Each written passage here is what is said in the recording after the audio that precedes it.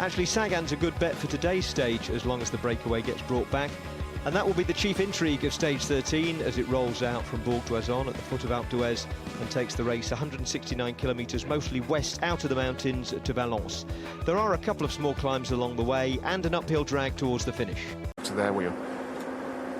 There's Christophe, still hunting for that wheel, as you rightly pointed out. He just picked up his lead-out man, Roberto Ferrari, but now he's fixated once again on getting on the wheel of the green jersey, which would seem entirely logical, and he's found it there. There's the green jersey, you can see buried about 20 wheels back, and there's Christophe. And Sonny Cobrelli as well from Bahrain Merida, so Peter Sagan's the marked man for the right reason, and this is a battle. That's almost one of the biggest battles that goes on, is that trying to get the right wheel.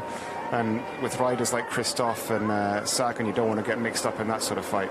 Trek Segafredo, however, doing things differently with a big lead-out train for John Degenkolb. He's got 4 men to work with, including his old ally, Koen de Kort. So he's not looking for Sagan. He's trying to do things his own way and dictate terms. And now Christophe has switched onto Degenkolb's wheel, interestingly.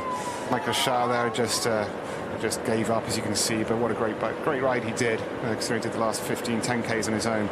But now we're seeing little GC teams, Luc Rode is pushing through. Groupama FDJ, I mean, they're a bit farther front. This sometimes happens. I think maybe you've got so much pressure, you don't want them to overdo it here, and I'm a little bit worried for them that might be what happens. Sepp van Marken in the pink jersey, just looking across to see who else is there at the front, and still Team Sky with numbers at the front and numbers at the back. That's the end of the attacker.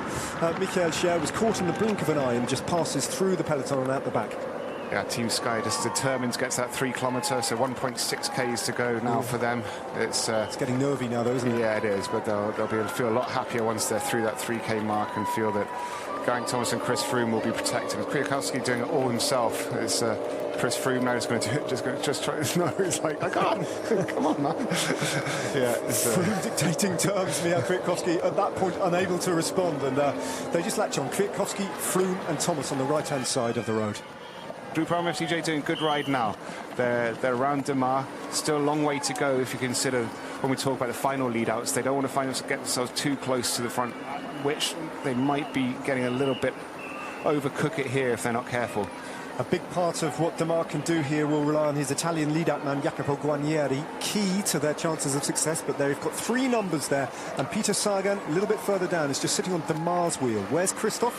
A little bit further down in the company of Max Richesi, and it's Sagan's man on the front now, the Italian, Daniel Oss. He's forcing the pace. 3.1k to go, so the GC race effectively is over. Geraint Thomas can relax a little. Kwiatkowski literally pulls off at the 3k to go mark. So it's over to the sprinters teams, and now Daniel Oss is the rider on the front again, and BMC trying to get in the mix and see what they can do, possibly for Patrick Bevin, the Kiwi. He's got a fast finish about him. Trek Segafredo still with those large preponderance of numbers, still with 4 riders. Trek Segafredo, Degenkolb's team hit the front with 2.7k to go. Nikias Arndt surfing the wheels, the German sprinter, getting on Degenkolb's wheel. He's the Sunweb rider.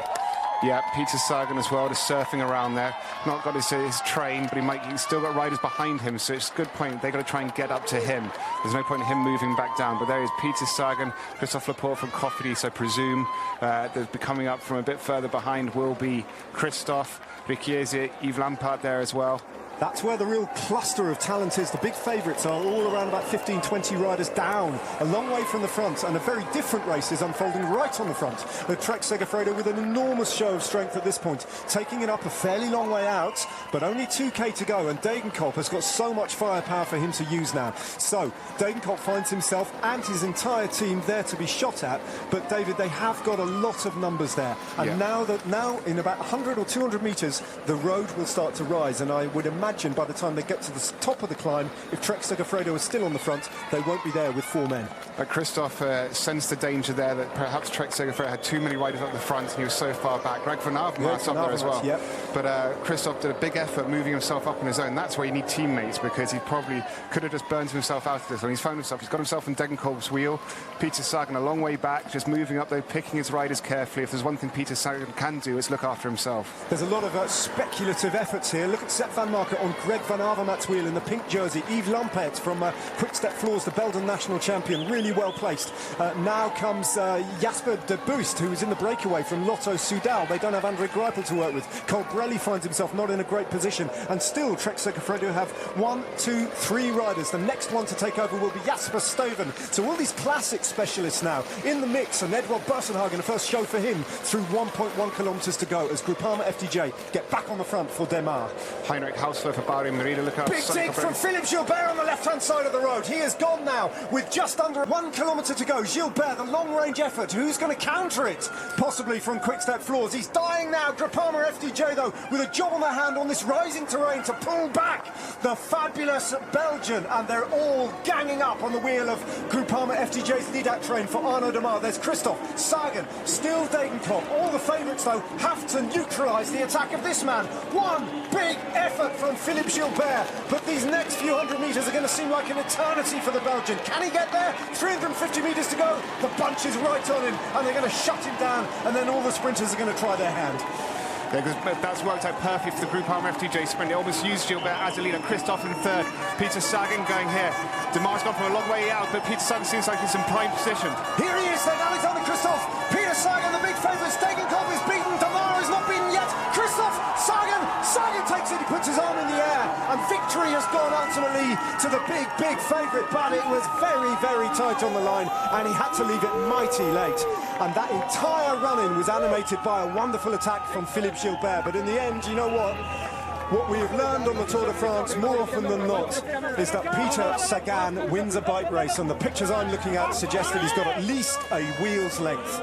Yeah, you can see here, so the FDJ Groupama, Demar had to go, he was running out, his lead-out man was slowing down. I mean, he was so strong. Christophe now kicks, Peter Sagan coming furthest back, Degenkolb there in fourth, but look at Peter Sagan, just that, timed it to perfection. A little bit of luck, but you make your own luck, and Peter Sagan seems to do it over and over again. And a perfectly timed lunge. Watch him now. If it was ever in doubt, this final lunge just sealed the deal and got his wheel over the line in front of Alexander Christophe, beaten into second place as he was last time that the race came to Valence. It was Andre Greipel last time. This time it's that man again. Win number 3 on the Tour de France for Peter Sagan, who, by the way, extends his lead if he needed it in the green jersey. Peter, it was a mess at the end, but you were in the right place. You're a quick thinker, and that seems to make a mess good for you. Oh yeah, it was good, but I have to say that Demar and Christophe had a much better position, I think, because they were quite in the front on the wheel of the teammates. But for me, they just, I don't know, I just find myself back in the last kilometer. And after the small uphill, I just wanted to go to the front, but I spent a little bit of energy. But after I took a wheel of the Christophe, and then I managed to win. I'm very happy for that. I have to say thanks to all my teammates. They did all day in the front, and after also in the final, they put me in the good position, the last 2 kilometers. And I want to dedicate this victory to Paolo Zani, the president of Liquigas. And I start my professional career, as he did yesterday. And it's, sad news, but it's like that. Thank you. Alex, that was so close. Talk us through the last kilometre. Yeah, I was a bit behind with 2K to go, and I didn't see my teammates. We lost each other a little bit the last kilometer, so I had to move up to the position. I took a hard pull from 2 to 1K to come into Degenkolb's wheel. And when after the pass, I changed the wheel to Demar, and I came into the final straight in a very good position. But for sure I had to use some energy, but I think I did everything right. Demar opened, I knew I could not open too early because it was a really hard run in the uphill with 500 meter uphill. So I knew it will be a maximum 200 meter sprint, and I waited, and then I went, and actually I did a good sprint, but unfortunately Sagan was a bit faster like he'd been sometimes before. Philippe, a great try at the end there, at the end of a long and hard and not terribly eventful day. No, it was a hard stage. The bunch was constantly playing with the breakaway, you know, but I think these guys were smart. They were going fast, slow, so it was like up and down the whole day. And then the final was really fast and a lot of roundabouts. So I decided to stay where I was, like around 20, position 20. And I knew that this first flat was coming. And I said, then I can use my position to get speed, and come from behind. And that's what I did. But yeah, just not fast enough. He made it fast for everyone else, though, and perhaps forced Arnaud Démare onto the front before he wanted to launch his sprint. Démare was third behind Sagan and Christophe, and there was clear road between them and the rest led in by John Degenkolb. The favourites all finished together in the same time. The four men in the day's break all lost time, and the man who lasted longest lost the most. Michael Schaar came in next to last. Having passed Erik Zabel's record of 89 days in the green jersey, Peter Sagan is now closing in on the 100 mark, as well as his 6th green jersey. Here's the GC, unchanged from this morning, and having rather overlooked Adam Yates in all the Alpine drama the past couple of days, a reminder that he's now 36 minutes down and presumably targeting stage wins. For Sky, today was a welcome break from relentless pacemaking, and Daniel took the chance for a word with chief pacemaker on the flat, Luke Rowe. Who's going to win the Tour, Luke? Chris Froome, Geraint Thomas, or another?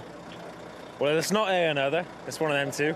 That's a $1 million question, that, isn't it? I think it's like I don't know. It's like a game of poker at the moment, and we've got pocket aces, so it could be either of them, and we'll back them both 100%. If it's G, great. If it's Froome, great. The most important thing is we win the Tour de France. With who is irrelevant. Obviously, G I've known forever and a day. Grew up riding BMXs with him. And it would be great to see him win, and Froome has become a very close friend over the years. So personally, whichever of them win is great, and we're not the type of team to, there's not going to be any conflict or none of that crap. It's just let's just win the bike race. With who, we'll see. Geraint Thomas had the novel experience this tour of mounting the stage for the yellow jersey presentation without also having been up there as stage winner, but he was glad to be well out of the business of stage wins today.